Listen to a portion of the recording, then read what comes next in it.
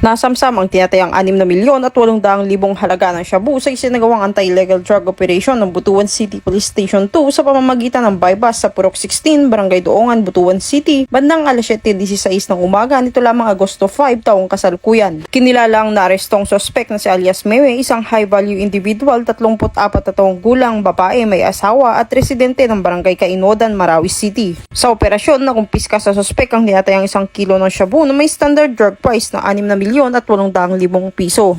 Nasa kustodiya na ngayon ng Butuan City Police Station 2 ang suspect at nakumpiskang droga para sa tamang disposisyon. Ang pagkasamsam ng Butuan PNP ng milyong halaga ng droga ay isang malaking tagumpay para sa law enforcement agency sa Pilipinas na nagpapakita ng tunay na dedikasyon at kahusayan sa paglaban kontra illegal na droga na isa sa pangunahing problema sa bansa tungo sa isang ligtas na bagong Pilipinas. Mula dito sa Police Regional Office 13, ako ang iyong PNN Correspondent, Patrolwoman Karen E. Malilin, alagad ng batas, taga-taguyod ng Balitang Pulis.